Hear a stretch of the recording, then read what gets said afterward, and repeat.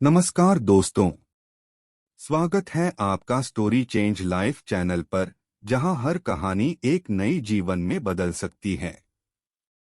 Like करें, subscribe करें और बेल आइकन को दबाएं ताकि आप हमारी हर नई वीडियो से अपडेट रहें। कहानी इस प्रकार है कि अगले दिन शहरजाद ने बादशाह शहरयार को कमरुज्जमा और बदौरा की कहानी सुनानी शुरू की। उसने बताया कि फारस देश के पास ही खलदान राज्य था, जिस पर शाहजमां नाम के बादशाह की हुकूमत थी। बादशाह के पास सब कुछ था, बस एक संतान न थी। इसी बात से बादशाह हमेशा दुखी रहता था। बादशाह के दुख को देखकर उसके राज्य के कुछ विद्वानों ने सलाह दी कि उसे दान पुण्य करना चाहिए और ईश्वर से संतान पाने की फरियाद करनी चाहिए। इसके बाद राजा सालों तक संतान की चाह में दान पुण्य करता रहा और एक दिन भगवान ने उसकी सुन ली। बादशाह की पत्नी को गर्भ ठहरा और कुछ समय बाद उसने एक खूबसूरत बेटे को जन्म दिया।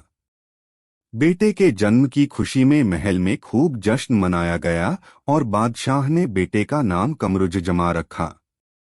बादशाह ने उसे खूब पढ़ाया लिखाया और युद्ध कौशल की शिक्षा भी दिलाई।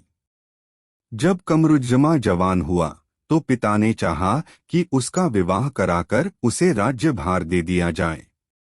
मगर परेशानी यह थी कि उसका बेटा विवाह करना ही नहीं चाहता था। इसलिए जब बादशाह ने अपने बेटे के सामने विवाह की बात रखी तो उसने इस बात से साफ इनकार कर दिया। इस पर उसकी मां ने कमरुज्जमा को काफी समझाने की कोशिश की, लेकिन वो नहीं माना। गुस्से में बादशाह ने कमरुज्जमा को महल से दूर एक काल कोठरी में बंद करा दिया। उसी काल कोठरी में कमरुज्जमा के लिए खाने पीने का इंतजाम कर दिया गया।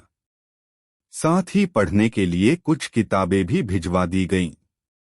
मगर शहजादे पर इसका कोई असर नहीं हुआ। शहजादा अपने आप में ही खुश था। जिस काल कोठरी में शहजादे को बंद किया गया, उसी काल कोठरी के पास एक कुआं बना हुआ था। उस कुएं में मैमून नाम की एक परी रहती थी। हर रात की तरह जब परी कुएं से निकलकर बाहर घूमने जा रही थी, तभी उसकी नजर वहां मौजूद सैनिकों पर पड़ी। उसने पास जाकर देखा तो सैनिक बंद पड़ी काल कोठरी के बाहर पहरा दे रहे थे। काल कोठरी पर बाहर से ताला भी लगा हुआ था। परी ने इससे पहले वहां किसी को भी नहीं देखा था, इसलिए परी अपनी शक्तियों का इस्तेमाल कर उस कमरे में चली गई। वहां उसने कमरुज्जमा को सोते हुए देखा। उसकी सुंदरता को देख परी मोहित हो गई। परी ने इससे पहले कभी इतना सुंदर युवक नहीं देखा था।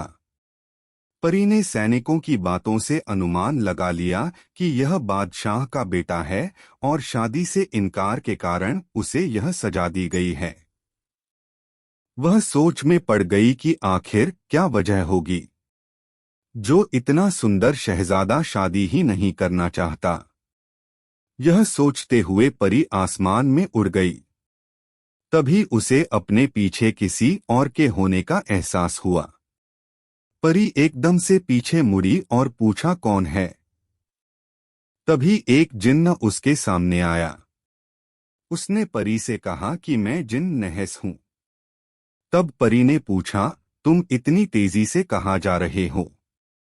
जिन्न नहस ने परी को बताया कि चीन के एक राज्य के बादशाह गोर हैं, जिनकी बेटी का नाम बदौरा है। वह बड़ी सुंदर है। शायद ही दुनिया में कोई दूसरा उस जैसा खूबसूरत होगा। सब उस शहजादी से शादी करना चाहते हैं, लेकिन उसे किसी से शादी ही नहीं करनी है। शादी के लिए उसके बार बार मना करने से परेशान होकर उसके माता पिता ने उसे एक अंधेरे कमरे में बंद करा दिया है। मैं उसे ही देखने जा रहा हूं। इतना सुनते ही मैमून परी ने जिन्न से कहा कि कुछ ऐसा ही एक शहजादे के साथ भी हुआ है। उसे पास में ही एक कमरे में बंद करके रखा गया है। वो उस लड़की से कहीं ज्यादा सुंदर है। तुम बेकार में ही पराए देश की लड़की की तारीफ कर रहे हो। जिन ने जवाब देते हुए कहा, अगर तुम्हें इतना यकीन है तो दिखाओ मुझे वो कैसा दिखता है। परी उस जिन्न को सीधे शहजादे के पास ले गई। शहजादे को देखते ही जिन्न ने कहा कि दोनों में ज्यादा सुंदर कौन है, इसका फैसला करने के लिए दोनों को एक साथ देखना होगा। इतना कहकर जिन्न जादू से पल भर में चीन की उस काल कोठरी में पहुंच गया जहां शहजादी को बंद किया गया था। कुछ ही देर में जिन्न ने सोती हुई शहजादी को लाकर शहजादे के बगल में लिटा दिया। दोनों को देखकर परी ने कहा कि शहजादा ज्यादा सुंदर है और जिन्न ने गोर बादशाह की बेटी बदौरा को अधिक खूबसूरत बताया। जब देर तक कोई फैसला नहीं हुआ तो दोनों एक दूसरे से बहस करने लगे।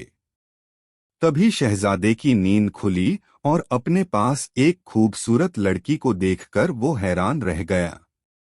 उसने मन ही मन सोचा कि शायद यह वही लड़की है जिससे उसके पिता उसकी शादी कराना चाहते हैं। यह सोचकर शहजादे को अपने फैसले पर पछतावा हुआ। कुछ देर शहजादा उस लड़की को यूं ही देखता रहा, तभी उसकी नजर लड़की के हाथ पर पड़ी। लड़की ने हाथ में नीले रंग की एक खूबसूरत अंगूठी पहन रखी थी। कमरुज्जमा ने उस लड़की से शादी करने का फैसला किया और लड़की की अंगूठी से अपनी हीरे की अंगूठी बदल ली। अंगूठी बदलते ही शहजादा फिर से गहरी नींद में चला गया और तब लड़की की नींद खुली। बदौरा ने जब कमरुज्जमा को अपने बगल में देखा तो वह भी हैरान रह गई। शहजादे की सुंदरता और खूबसूरती ने उसे भी मोह लिया और वह भी मन ही मन खुद को कोसने लगी कि आखिर क्यों उसने शादी से इनकार किया। उसने सोचा शायद यही वो शहजादा है जिसे पिता ने मेरे लिए चुना था। तभी अचानक बदौरा की नजर अपने हाथ में मौजूद हीरे की अंगूठी पर पड़ी। यह उसकी अंगूठी नहीं थी। यह देखकर उसे और भी हैरानी हुई। इस पर उसने शहजादे का हाथ देखा तो शहजादे के हाथ में उसे अपनी नीली अंगूठी दिखी। उसे लगा कि शायद बेहोशी में ही माता पिता ने इस सुंदर लड़के से मेरी शादी करा दी है। यह सोचते सोचते अचानक शहजादी भी बेहोश होकर गहरी नींद में चली जाती है। उधर बहस करते करते परी और जिन्न भी थक चुके थे, इसलिए उन्होंने बदौरा को वापस उसकी काल कोठरी में ले जाने का फैसला किया। फिर क्या था, जिन्न ने जादू किया और पल भर में परी और जिन्न शहजादी को लेकर उस काल कोठरी में पहुंच गए जहां शहजादी को बंद करके रखा गया था। दोनों ने शहजादी को काल कोठरी में ठीक वैसे ही लिटा दिया जैसे वह पहले सो रही थी। उसके बाद परी और जिन्न अपने अपने रास्ते चल देते हैं। अगली सुबह जब कमरुज्जमा जगा तो उसे वह लड़की नहीं दिखी जो रात में उसके बगल में सोई हुई थी। इस पर शहजादा बेचैन हो जाता है और सोचता है कि उसके पिता ने उसके जागने से पहले ही शायद शहजादी को बुलवा लिया होगा। इस ख्याल के साथ शहजादा सैनिकों से उस लड़की के बारे में पूछता है, मगर सभी सैनिक किसी भी लड़की के वहां आने से इनकार कर देते हैं।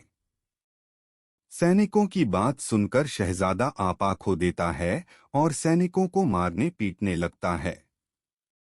जब इस बिआत की खबर बादशाह को होती है तो वह भी हैरान रह जाते हैं और हकीकत जानने के लिए बेटे से मिलने पहुंच जाते हैं। कमरुज्जमा से बात करके बादशाह उसे बहुत समझाने की कोशिश करते हैं कि वहां कोई भी लड़की नहीं आई और न ही उन्होंने किसी लड़की को उसके पास भेजा था। बादशाह शहजादे से कहते हैं, बेटा तुमने जरूर कोई सपना देखा होगा। मगर शहजादा मानने को तैयार न था कि जो कुछ भी रात को हुआ वह एक सपना था। थक हारकर बादशाह अपने सेवकों से कहते हैं, जाओ किसी हकीम को लेकर आओ। लगता है कि शहजादे की तबीयत ज्यादा ही बिगड़ गई है। इतना सुनते ही शहजादे ने अपने पिता को उस लड़की की नीले रंग की अंगूठी दिखाई। उसे देखकर बादशाह हैरान हो गए। उन्होंने सबसे पूछवाया कि वह नीला रत्न कौन सा है, लेकिन उनके राज्य में और पूरे फारस में ऐसा रत्न किसी ने नहीं देखा था। तब राजा ने शहजादे को कहा कि तुम चिंता मत करो, हम उस लड़की को ढूंढ निकालेंगे। हम उसे इधर ढूंढते हैं और तुम हमारे नदी के किनारे वाले महल में चले जाओ। वहां परदेसी भी आते हैं, तुम उनसे इस रत्न के बारे में पूछ सकते हो। शहजादा इस बात को मान गया और नहा धोकर अपने नदी किनारे वाले महल के लिए निकल पड़ा। वहीं दूसरी ओर चीन में गोर बादशाह की बेटी बदौरा का हाल भी कुछ ऐसा ही था। उसने भी सुबह होते ही अपने बगल में सो रहे लड़के के बारे में पूछा। सब उसके सवालों से भी परेशान हो गए। जब लड़की ने अपने पिता को हीरे की अंगूठी दिखाई तो बादशाह गोर भी हैरान हो गए। यह हीरे की अंगूठी उनकी बेटी की नहीं थी।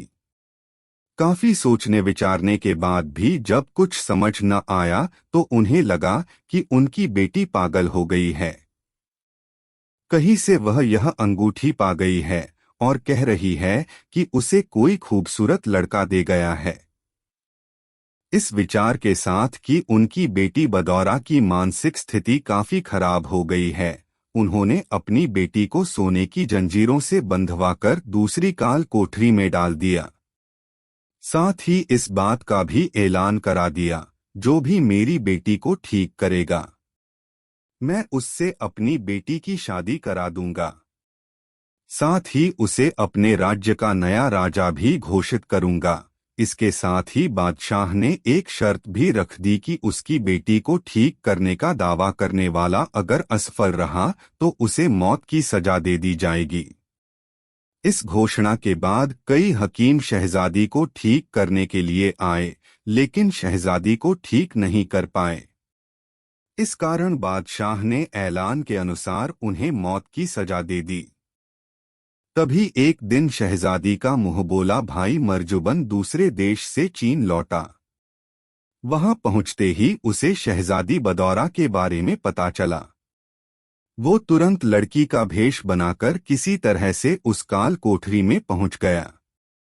उसने शहजादी के पास जाकर कहा कि मैं लड़की के भेष में मरजुबन हूं।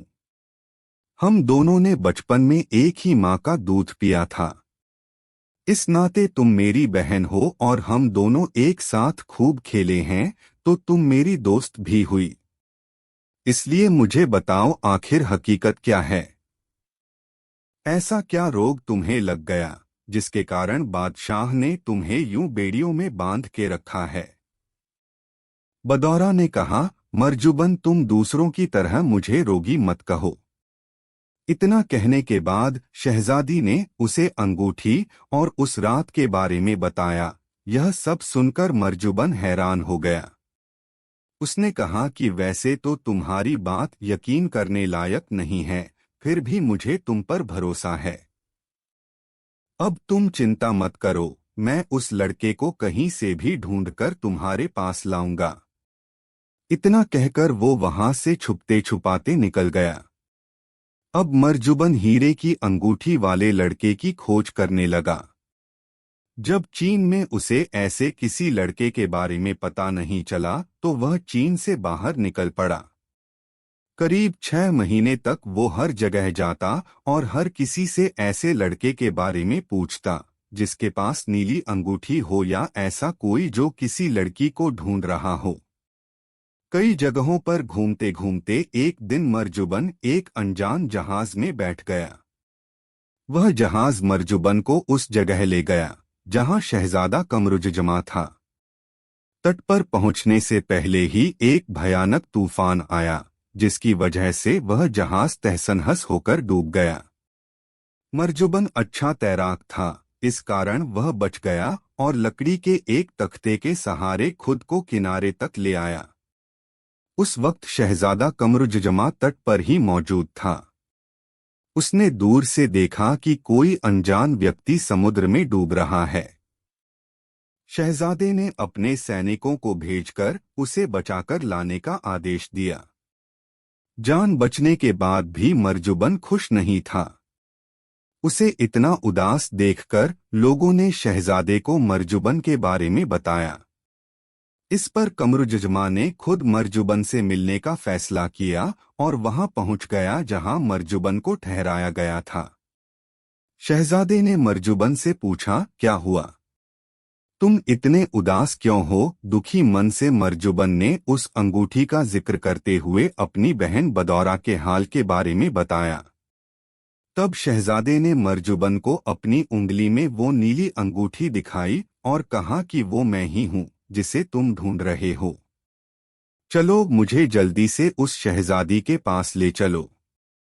उसके बाद खुशी होकर शहजादा सबसे पहले अपने पिता के पास गया। अपने बेटे को सालों बाद खुश देखकर बादशाह का चेहरा भी खिल उठा, लेकिन कमरुजमा ने अपनी खुशी का कारण अपने पिता को नहीं बताया। पिता शहजादे को चीन जाने की इजाजत नहीं देंगे। इस डर से शहजादे ने कहा कि मुझे 1 वर्ष के लिए भ्रमण पर जाना है।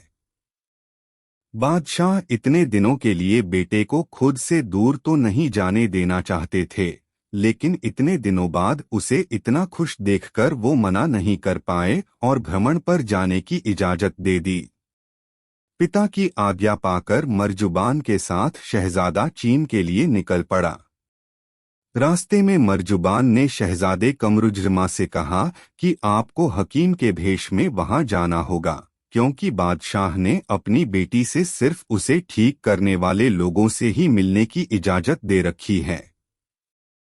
उन्होंने ऐलान कराया है कि जो भी उनकी बेटी को ठीक करेगा वो उसकी शादी अपनी बेटी से करा देंगे।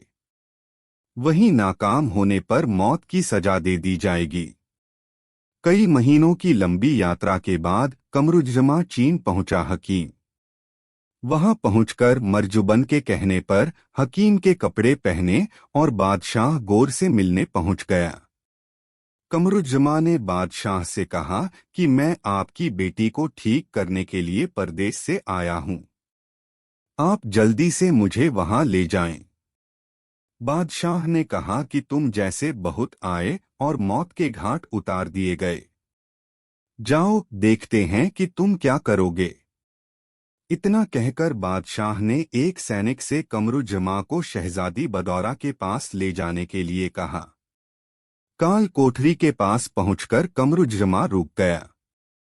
सैनिक ने कहा, अरे क्या हुआ, आप रुक क्यों गए? तभी उसने एक खत में उस रात की बात और नीली अंगूठी रखकर वहां मौजूद सेविका को देकर कहा कि इसे शहजादी के पास पहुंचा दो। फिर सैनिक की बात का जवाब देते हुए कहा कि मैं उसका इलाज बाहर से ही कर सकता हूं। सेविका से कमरुजमा की चिट्ठी मिलने के बाद शहजादी बदौरा खुशी से फूली नहीं समाई। तब उसने अपनी सेविका से कहा, मुझे खोल दो। अब मैं बिल्कुल ठीक हूँ, मेरे रोग की दवा मिल गई है। सेविका ने कई सालों से शहजादी को इस तरह मुस्कुराते और हंसते नहीं देखा था, इसलिए उसे भी लगा कि वो ठीक हो गई हैं। यह सोचकर उसने शहजादी की बेड़ियां खोल दीं और खुद भागकर बादशाह को यह खुशखबरी सुनाने चली गई। इस बीच शहजादी बदौरा काल कोठरी से बाहर खड़े कमरुजमा से मिलने पहुंच गई। कमरुजमा को सामने देख शहजादी ने उसे गले से लगा लिया और फिर दोनों एक दूसरे से बात करने लगे। वे आपस में बात कर ही रहे थे कि तभी बदौरा के पिता वहां पहुंच गए। उन्होंने कमरुजमा से पूछा कि तुमने ऐसा चमत्कार कैसे कर दिखाया। तब कमरुजमा ने बादशाह को सब कुछ सच बता दिया। उसने कहा कि मैं कोई हकीम नहीं हूं, मैं वही लड़का हूं जिसकी याद में आपकी बेटी आज तक पागल बनी हुई थी। फिर शहजादे ने बादशाह को उस रात के बारे में बताया। यह सब सुनकर बादशाह गोर हैरान हो गए। खैर, अब बादशाह को इस बात की खुशी थी कि उनकी बेटी ठीक हो गई है और उन्हें अपनी बेटी के लिए एक खूबसूरत शहजादा भी मिल गया। तब बादशाह ने शर्त के अनुसार अपनी बेटी की शादी कमरुज्जमा से करवा दी। शादी के बाद बादशाह ने अपने दामाद को अपने महल में एक ऊंचा पद दे दिया। कुछ दिन खुशी खुशी रहने के बाद कमरुज्जमा उदास हो गया। जब बदौरा ने उससे दुख का कारण पूछा तो उसने कहा कि वो पिता की याद में दुखी है। इतना सुनते ही बदौरा ने अपने पिता से साल भर के लिए राज्य से दूर घूमने जाने के लिए अनुमति मांगी। बादशाह गौर ने भी खुशी खुशी उन्हें जाने की इजाजत देते हुए जल्दी लौटकर आने को कहा। पिता से इजाजत मिलने के बाद बदौरा अपने पति और सेवकों के साथ निकल पड़ी। उसने कमरुज्जमा से कहा कि आप अब ज्यादा दुखी न हों। यहाँ से हम आपके पिता से मिलने जाएंगे। शहजादा कमरुज्जमा खुश हो गया। दोनों कुछ दूर आगे बढ़े ही थे कि शहजादे की नजर बदौरा की कमर पर पड़ी। उसमें एक लाल रंग की पेटी बंधी हुई थी। कमरुज्जमा उससे लाल रंग की पेटी के बारे में पूछने ही वाले थे कि तब तक बदौरा ने उस पेटी को कमर से उतरकर जमीन में रख दिया और सो गई। शहजादा भी बदौरा के पास लेट गया और कुछ देर तक उस पेटी को देखता रहा। फिर शहजादे ने उस लाल पेटी को खोलकर देखा। पेटी को खोलने के बाद शहजादे को उसमें एक लाल रंग का बड़ा सा रत्न मिला जो बहुत ही खूबसूरत था। उस रत्न पर छोटे अक्षरों में कुछ लिखा हुआ था। कमरुज्जमा उसे खोलकर देख ही रहे थे कि तब तक कहीं से एक बड़ा पक्षी आया और उस रत्न को लेकर उड़ गया। काफी देर तक शहजादे ने उस पक्षी का पीछा किया, लेकिन वो पक्षी पकड़ में न आया। थक हारकर शहजादा एक पेड़ के नीचे बैठ गया। उसी पेड़ के पास वो पक्षी भी आ गया। उसे देखकर कमरुज्जमा फिर दौड़कर उसका पीछा करने लगा। भागते भागते कमरुज्जमा किसी अनजान राजा के नगर में पहुंच गया। वहां कोई भी उससे बात नहीं कर रहा था। उसने कुछ दूर में एक बगीचा देखा। कमरुज्जमा को भूख लगी थी। वो दौड़कर बाग के अंदर जाने लगा। अनजान व्यक्ति को बगीचे की ओर तेजी से आते देख बगीचे के माली ने बाग का गेट बंद कर दिया। माली ने कहा, तुम इस राज्य के नहीं लगते हो।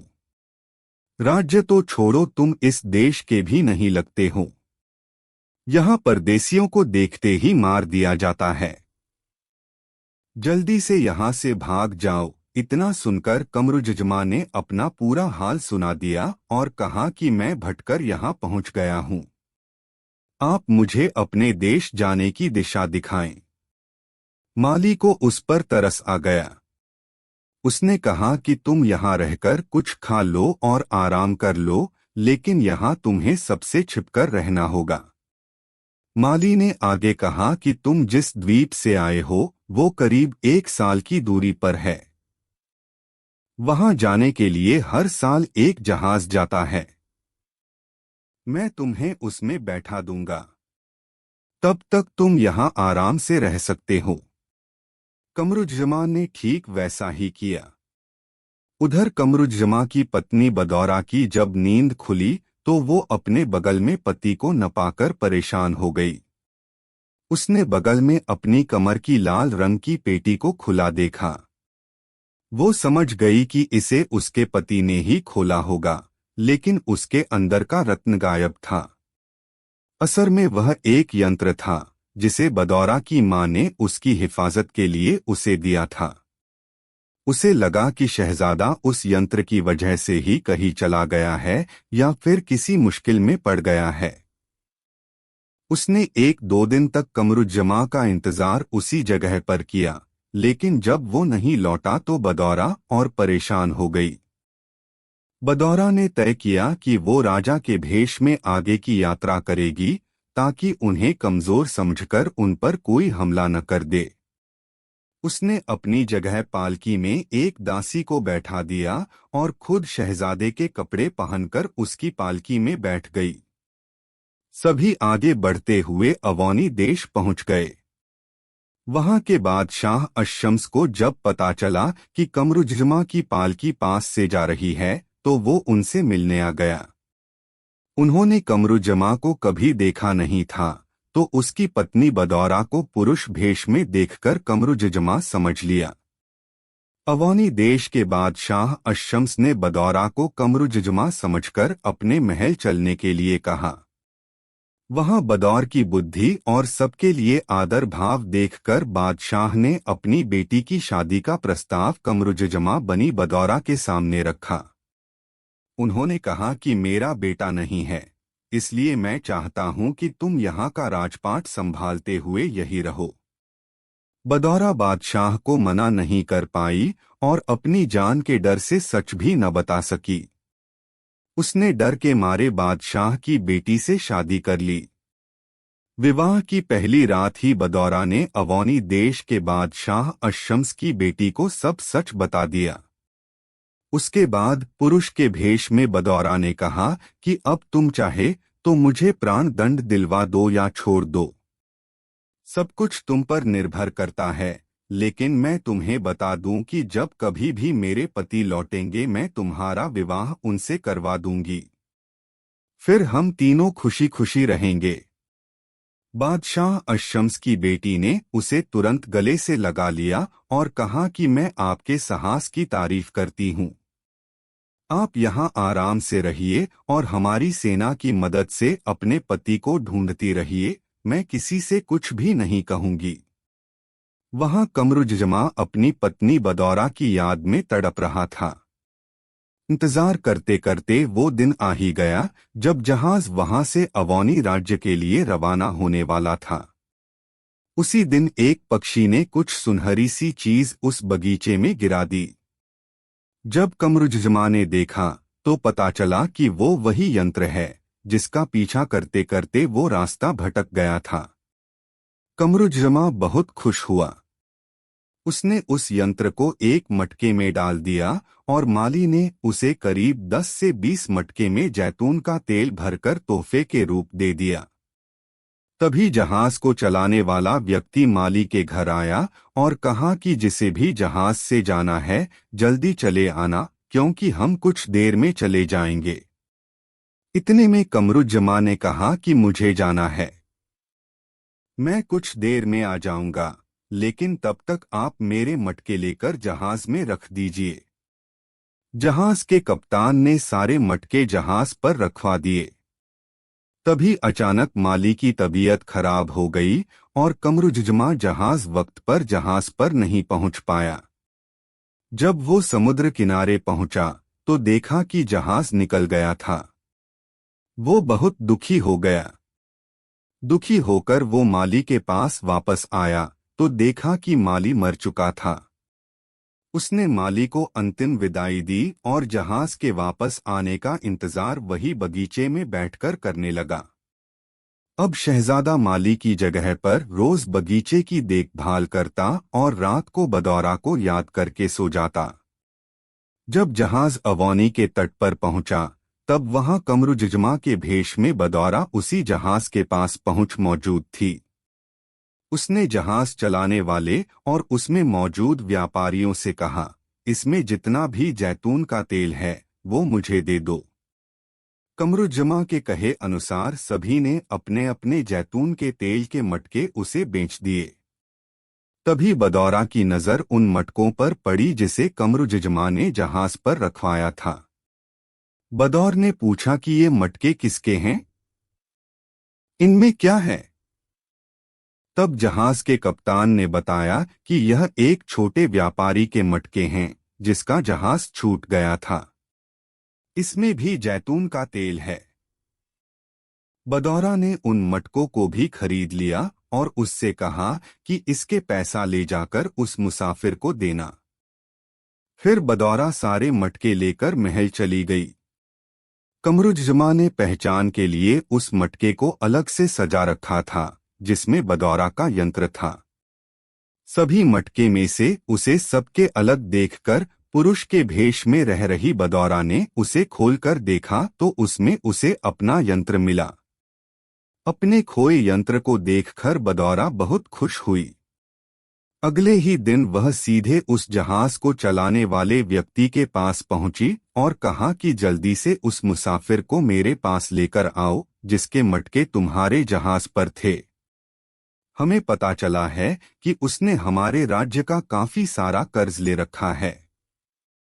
अगर तुम उसे यहाँ नहीं लाए तो मैं तुम सबको बंदी बना लूंगा। इतना कहकर उसने मंत्री होने के नाते जहाज का सारा सामान जब्त कर लिया और व्यापारियों को अपने पास रख लिया। उसने कहा तुम जल्दी से लौटकर आओ और सारा सामान व व्यापारियों को लेकर चले जाओ। जहाज का कप्तान मजबूर होकर वापस उसी देश चला गया जहां से आया था। कुछ ही दिन में वहां पहुंचकर वो सीधे बगीचे गया और दरवाजा खटखटाने लगा। कमरुज्जमा गहरी नींद में सो रहा था। उसने काफी देर बाद दरवाजा खोला। जहाज के कप्तान ने तुरंत कमरुज्जमा को पकड़कर जबरदस्ती जहाज पर बैठा दिया। शहजादा चिल्लाता रहा कि मुझे क्यों इस तरह से जहाज पर चढ़ा रहे हो। तब उसने कहा कि तुम पर अवौनी राज्य का काफी कर्ज है, इसलिए वहां के मंत्री ने तुम्हें तुरंत बुलाया है। उसने जहाज के कप्तान को बार बार कहा कि मैंने किसी से कोई कर्ज नहीं लिया है, लेकिन उसने उसकी एक बात नहीं सुनी। कुछ दिनों बाद जहाज अवौनी पहुंच गया। कप्तान ने कमरुज्जमा को ले आने का पैगाम महल में भिजवाया। यह खबर मिलते ही पुरुष के रूप में बदौरा वहां पहुंच गई। उसने जैसे ही कमरुज्जमा को देखा वह खुश हो गई, लेकिन उसने खुद को संभाला और जहाज के कप्तान को खूब सारा इनाम देकर सभी व्यापारियों के साथ विदा किया। कमरुज्जमा ने अपनी पत्नी को पुरुष रूप में नहीं पहचाना। बदौरा उसे अपने साथ महल में ले गई और सेवकों से कहकर उसे अच्छे कपड़े और खाने को शानदार भोजन दिलवाया। फिर बदौरा अपने स्त्री रूप में सजकर कमरुज्जमा के पास आई। अब कमरुज्जमा ने फौरन बदौर को पहचान लिया। उसकी आंखों से खुशी के कारण आंसू निकलने लगे। उसके बाद बदौरा ने अपना सारा हाल शहजादे को सुनाया और कमरुज्जमा ने भी अपने अब तक के सफर के बारे में बदौरा को जानकारी दी। अगले दिन सुबह होते ही स्त्री रूप में बदौरा अवौनी देश के बादशाह अशम्स के पास गई। उसे बादशाह ने पहचाना नहीं। तभी बदौरा ने बादशाह को अपने पुरुष रूप और जंगल में पति के खोने की सारी कहानी सुनाई। बदौरा ने कहा कि आप मुझे चाहें तो मृत्यु दंड दे सकते हैं। बस मेरा इरादा किसी को दुख पहुंचाने का नहीं था। मैंने सब कुछ विवश होकर किया। अब मुझे अपने पति मिल गए हैं, इसलिए मैंने आपको सब सच बता दिया है। आप अपनी बेटी की शादी मेरे पति से करवा सकते हैं। मुझे इसमें कोई दिक्कत नहीं होगी। तभी कमरुज्जमा को बदौरा ने अवौनी देश के बादशाह अशम्स से मिलवाया। बादशाह भी सारी बात सुनकर अपनी बेटी की शादी कमरुज्जमा से करवाने के लिए राजी हो गए। बादशाह ने शादी की तारीख तय करने से पहले कमरुज्जमा से इसके बारे में पूछा। शहजादे ने कहा कि मेरा मन तो है कि मैं वापस अपने घर चला जाऊं, लेकिन आप और मेरी पत्नी अगर चाहते हैं कि मैं विवाह करूं तो मैं ऐसा ही करूंगा। फिर धूमधाम से बादशाह अशम्स ने अपनी बेटी और शहजादे कमरुज्जमा की शादी करवा दी। थोड़े समय में दोनों के एक एक पुत्र हो गए। दोनों को उनकी मां बहुत प्यार करती थी, लेकिन बेटे अपनी सौतेली मां को अधिक प्यार करते थे। इससे जलकर दोनों माओं ने एक दूसरे को बदनाम करने की साजिश की। जब बेटों को यह पता चला तो उन्हें बहुत गुस्सा आया। उन्होंने कहा कि वो पिता को सब कुछ बता देंगे। इससे परेशान होकर कमरुज्जमा की दोनों पत्नियों ने एक दूसरे के बेटे के खिलाफ कमरुज्जमा से शिकायत करते हुए कहा कि आपके बेटों ने हमें बदनाम करने की कोशिश की है। इस पर बिना सच्चाई जाने कमरुज्जमा ने दोनों बेटों अमजद और असद को मौत की सजा देने का ऐलान कर दिया। आदेश मिलते ही मंत्री शहजादों को जंगल ले गया और उन्हें बताया कि आप दोनों को मौत की जा दी गई है। दोनों भाइयों ने कहा कि जब पिता ने ऐसा कहा है तो सोच समझकर ही कहा होगा। हमें सजा मंजूर है। यह सुनकर मंत्री ने दोनों के हाथों को बांध दिया और अपनी तलवार निकाल ली। तलवार की चमक देखकर पास ही खड़ा घोड़ा हिनहिनाने लगा और तेजी से दूसरी दिशा में भागने लगा। मंत्री को लगा कि ये दोनों यही बंधे हैं तो क्यों न पहले घोड़े को देख लूं। वह घोड़े के पीछे दौड़े और उनके सामने एक शेर आ गया। अमजद और असद दोनों दूर से यह सब देख रहे थे। उन्होंने जल्दी से रस्सी तोड़ी और असद ने मंत्री को शेर से बचा लिया व अमजद ने घोड़े को पकड़ लिया। फिर असद और अमजद ने मंत्री को कहा कि अब हमें बांधकर मौत की सजा दे दीजिए। इस पर मंत्री ने रोते हुए कहा कि आप दोनों ने मेरी जान बचाई तो मैं आप लोगों को कैसे मार सकता हूं। आप दोनों यहां से किसी दूसरे देश चले जाइए। मैं आपके कुछ कपड़ों को शेर के खून से लथपथ करके बादशाह को दिखा दूंगा। दोनों भाइयों ने ऐसा ही किया और जंगल में भटकते भटकते नदी के रास्ते से एक नए देश में पहुंच गए। वहीं मंत्री भी शेर के खून में लथपथ कपड़े लेकर बादशाह के पास पहुंचा। अपने बच्चों के मरने की खबर सुनकर बादशाह दुखी हो गया। तभी उन्हें पता चला कि उसकी दोनों पत्नियों ने ही एक दूसरे को बदनाम करने के लिए पत्र लिखा था और फिर इल्जाम उसके बेटों पर लगा दिया। इस बात पर बादशाह को बहुत गुस्सा आया और उसने अपनी दोनों पत्नियों को जेल में डाल दिया। उधर नए देश पहुंचे असद और अमजद ने यह तय किया कि पहले एक व्यक्ति आगे जाकर किसी से मदद मांगेगा, फिर दूसरा उसके बुलावे पर ही आगे आएगा। यह तय करके असद आगे को बढ़ा। तभी उसे एक बूढ़े ने अपनी बातों में फंसाकर बंदी बना लिया, क्योंकि उसे बलि के लिए एक आदमी चाहिए था। रोज दो लड़कियां जेल में जाकर असद उसकी पिटाई करती और खाने के लिए दिन भर में सिर्फ 2 रोटी देती। असद का पूरे एक दिन इंतजार करने के बाद अमजद आगे बढ़ा। उसे लगा कि उसका भाई मुसीबत में है।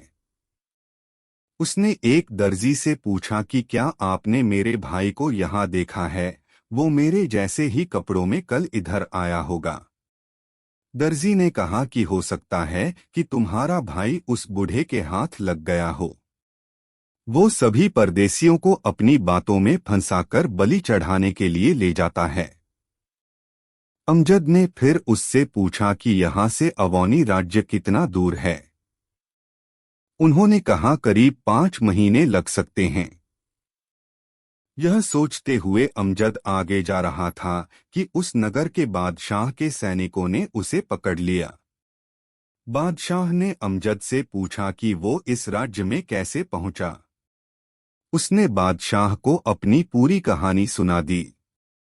उसकी कहानी सुनकर बादशाह बहुत प्रभावित हुए और कहा कि तुम्हें तुम्हारे पिता ने ही मरवाने के आदेश दिए। अब हम तुम्हें यहाँ अपना बेटा बनाकर रखेंगे और तुम्हारे भाई को ढूंढने में भी मदद करेंगे। बादशाह ने अमजद को अपना बेटा मानने के बाद उसे मंत्री पद दे दिया और सारी जगह ऐलान करवा दिया कि जो भी असद के बारे में बताएगा उसे खूब सारा इनाम दिया जाएगा। कई सारे जासूस और सैनिक भेजकर असद को ढूंढने की कोशिश की गई, लेकिन असद का कोई पता नहीं चल पाया। असद रोज उन 2 लड़कियों की मार खाता और रोते हुए सो जाता। धीरे धीरे उसके बलि चढ़ाने का दिन भी नजदीक आ गया। असद को बलि चढ़ाने के लिए एक जहाज में बैठा दिया। उस जहाज की जांच करने के लिए बादशाह के कुछ सैनिक भी पहुंचे, लेकिन असद को उन्होंने संदूक में छुपा रखा था। वो किसी भी सैनिक को नहीं दिखा। सैनिकों के जाते ही उन लोगों ने असद को संदूक से बाहर निकालकर उसके पैरों को बांध दिया। तभी अचानक उल्टी दिशा में हवा होने के कारण जहाज कवाला राज्य की जगह एक ऐसे राज्य में पहुंच गया जहां मर्जीना नाम की रानी का राज्य था। रानी मर्जीना उस वक्त समुद्र के किनारे ही थी। जहाज को अपने राज्य के समीप देखकर वह खुद जहाज के पास पहुंच गई। असद के पैर में बेड़ियां और उसकी खराब हालत को देखकर मर्जीना को बहुत गुस्सा आया। उसने सबसे कहा कि तुम दुश्मन देश के लोग हो। मैं चाहूं तो तुम सबको मार दूं, लेकिन मैं ऐसा करूंगी नहीं।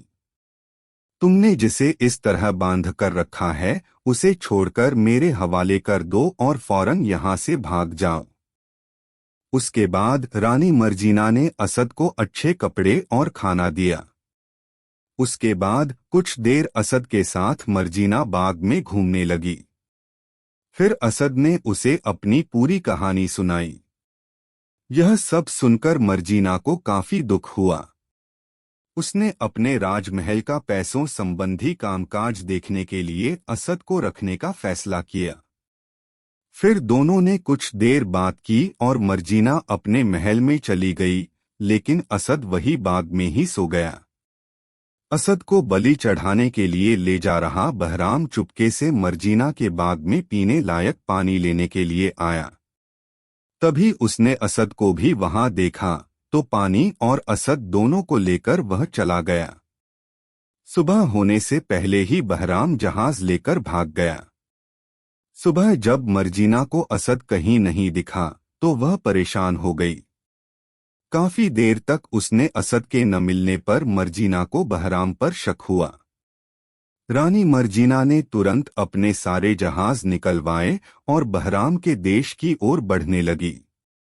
कुछ घंटों में ही मर्जीना के सभी जहाजों ने बहराम के जहाज को घेर लिया। मर्जीना को वहां देखकर बहराम ने असद को समुद्र में फेंक दिया। असद को अच्छे से तैरना आता था। वो तैरते हुए किनारे पर पहुंच गया और एक मस्जिद में जाकर सो गया। उधर मर्जीना ने उनका जहाज किनारे में उतारकर पूरी तलाशी ली, लेकिन असद मिला नहीं। बहराम ने जहाज से उतरकर जैसे ही नगर की ओर देखा तो उसे पता लगा कि यह उसी का शहर है। फिर बहराम छुपते छुपाते उसी मस्जिद में पहुंच गया जहां असद को सो रहा था। उसने असद को देखकर उसे फिर उसी जेल में पहुंचा दिया जहां से उसे लाया था। बहराम ने कहा कि असद तुम इस साल बलि से बच गए, लेकिन अगले साल नहीं बच पाओगे। दोबारा उस जेल में उन लड़कियों में से एक लड़की बोस्तान आई जो रोज असद को मारती थी। उसे देखकर असद ने कहा कि इससे तो अच्छा होता कि मेरी बलि ही चढ़ जाती। उस लड़की ने कहा कि मैं तुम्हें आज से नहीं मारूंगी। मुझे समझ आ गया है कि तुम्हें इस तरह से रोज मारना और दुखी करना गलत है। फिर असद ने कहा कि भले ही तुम न मारो, लेकिन वो दूसरी लड़की तो मुझे जरूर मरेगी। तब बोस्तान ने कहा कि आज के बाद से सिर्फ मैं ही इस जेल में आऊंगी और तुम्हें बिना मारे अच्छी अच्छी चीजें खाने के लिए दूंगी। कुछ दिनों के बाद बोस्तान के कानों तक वह ऐलान पहुंचा कि जो भी अमजद के भाई असद को ढूंढकर लाएगा उसे खूब पैसा मिलेगा। अगर किसी के घर में असद मिला तो उसका घर खुदवाकर सभी को प्राण दंड दिया जाएगा। यह बात सुनते ही किसी तरह से बोस्तान ने असद को जेल से बाहर निकाला और वहां लेकर गई जहां से ऐलान की आवाज आ रही थी। सेवकों ने असद के मिलने की जानकारी सीधे मंत्री अमजद को दी।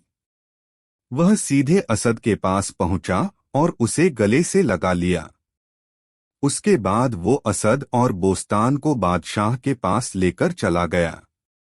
बादशाह ने वादे के अनुसार उन्हें खूब सारा पैसा दिया और जिसने असद को बंद करके रखा था उसके घर को खुदवा दिया।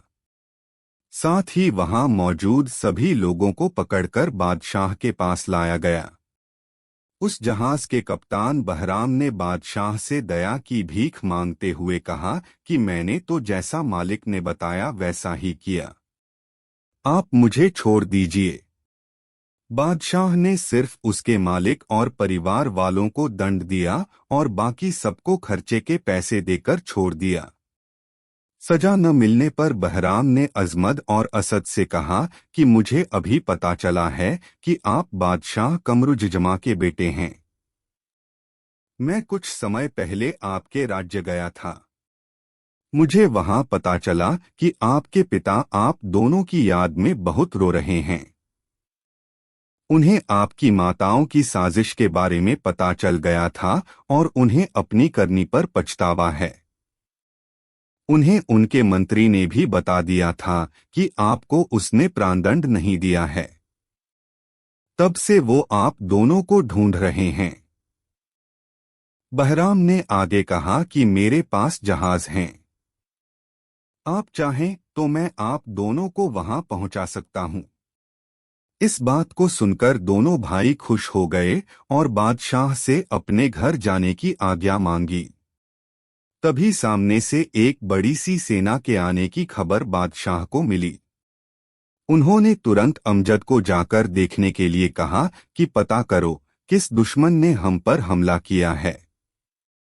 वहां पहुंचकर अमजद को पता चला कि जहाज में एक महिला बड़ी सी सेना के साथ आ रही है। अमजद ने उस महिला से सेना के साथ आने का कारण पूछा तो महिला ने बताया कि मैं मर्जीना हूं। बहराम नाम का कप्तान मेरे पास से असद को लेकर भाग आया है। उसे मैंने अपने महल में काम पर रखा था। अमजद ने मुस्कुराते हुए कहा कि असद मेरा छोटा भाई है। आप उससे यहीं मिल सकती हैं। हम उसे बचाकर ले आए हैं। यह सुनकर मर्जीना बहुत खुश हुई और सेना को पीछे उसका इंतजार करने के लिए कहकर आगे की ओर बढ़ गई। अमजद ने उसे बादशाह और असद से मिलवाया। इतने में एक और सेना उस राज्य की तरफ आने की खबर मिली। दोबारा अमजद उनसे आने का कारण पूछने के लिए गया। इस बार पता चला कि चीन से बादशाह गोर अपनी बेटी बदौरा और दामाद को ढूंढते हुए वहां पहुंचे हैं। अमजद को जैसे ही उनके बारे में पता चला तो उसने तुरंत उनको आदाब करते हुए कहा कि मैं बदौरा और कमरुजजमा का बेटा यानी आपका नाती हूं। अभी मेरे पिता अवौनी में खुशी खुशी मां के साथ रह रहे हैं। इतना सुनते ही बादशाह गोर ने अपने नाती को गले से लगा लिया। अमजद उन्हें भी बादशाह के पास ले गया और असद से परिचय करवाया। अभी सब लोग आपस में बात कर ही रहे थे कि अचानक एक और बड़ी सी सेना की उस राज्य की ओर आने की खबर मिली। बादशाह ने अमजद से कहा, जरा जाकर देखो कि यह तीसरी सेना किसकी आ रही है। अमजद ने जाकर पूछताछ की तो पता चला कि उसके पिता कमरुजजमा वहां अपनी सेना के साथ अपने बेटों की तलाश में आए हैं। यह देखकर अमजद जल्दी से अपने पिता के गले लग गया। वह उन्हें जल्दी महल में ले गया और तीनों बाप बेटे गले लगे। फिर कमरुजजमा ने अपने ससुर यानी चीन के बादशाह गोर को भी वहां देखा और खुशी से उन्हें आदाब कहा। अब कमरुजजमा, उसके दोनों बेटे, उनके ससुर मर्जीना उस राज्य के बादशाह के साथ बैठकर बातें कर रहे थे। उसी वक्त चौथी सेना की टुकड़ी की उनके राज्य की ओर आने की खबर आई। बादशाह ने कहा, आज तो हमारे राज्य में चारों तरफ से सेनाएं आ रही हैं। देखो अब कहीं सच में कोई दुश्मन तो नहीं आ गया है। अमजद एक बार फिर सेना के बारे में जानने के लिए पहुंच गया। तब उसे सेनापति ने बताया कि कमरुजजमा के पिता सालों से अपने बेटे की तलाश में इधर-उधर भटक रहे हैं। वो अपनी सेना के साथ अपने बेटे के बारे में जानने के लिए खलदान से आए हैं। अगर आपको कमरुजजमा के बारे में कुछ पता हो तो बता दीजिए। अमजद ने हंसते हुए कहा कि खलदान के बादशाह को आप यहाँ बुला लीजिए। अब जिन्हें आप ढूंढ रहे हैं उन्हें और खोजने की जरूरत नहीं पड़ेगी। वो यहीं इसी राज्य में कुछ ही दूरी पर हैं। कमरुज्जमा के पिता को जैसे ही यह समाचार मिला वो खुशी के मारे रोने लगे। वो दौड़ते हुए अमजद के साथ आगे बढ़े। अमजद उन्हें सीधे वहां ले गया जहां सब एक साथ बैठे थे। अपने बेटे कमरुज्जमा को देखते ही बादशाह शाहजमां ने उसे गले से लगा लिया। अपने बेटे से शाहजमां ने कहा कि ऐसा क्या हो गया कि तुम आज तक मेरे पास लौटकर नहीं आए? मैंने तुम्हें कितना ढूंढा। इतना कहकर वो रोने लगे। उसके बाद कमरुज्जमा ने अपने पिता से असद और अमजद की पहचान करवाई। उसके बाद चीन से आए बादशाह गोर से भी मुलाकात करवाई। खलदान के बादशाह शाहजमां सबसे मिलकर काफी खुश हुए। उसके बाद कमरुज्जमा ने अपने पिता को अब तक का सारा किस्सा सुनाया। फिर सभी ने सलाह-मशवरा करके असद का विवाह मर्जीना से और अमजद का विवाह असद की जान बचाने वाली लड़की बोस्तान से करने का फैसला लिया। दोनों का धूमधाम से विवाह हुआ और कई दिनों तक जश्न चला। फिर चीन से आए बादशाह गोर, खलदान के बादशाह शाहजमां और उनका बेटा कमरुज्जमा सभी अपने अपने देश लौट गए। इतनी कहानी सुनाकर शहरजाद ने शहरयार से कहा कि मुझे उम्मीद है कि आपको यह कहानी अच्छी लगी होगी। मेरे पास ऐसी ही कई सारी कहानियां हैं। अगर मुझे प्राणदंड नहीं दिया जाएगा तो मैं कल दोबारा से एक नई और इससे भी रोमांचित कहानी सुनाऊंगी। यह कहानी नूरुद्दीन और फारस देश की दासी की है। नई कहानी सुनने की चाह रखते हुए बादशाह शहरयार ने एक और दिन के लिए प्राणदंड रोक दिया और अगले दिन शहरजाद से कहानी सुनाने के लिए दोबारा आने की बात कही। धन्यवाद दोस्तों कि आपने हमें देखा। लाइक करें, सब्सक्राइब करें और बेल आइकन को दबाएं ताकि आप हमारी हर नई वीडियो से अपडेट रहें।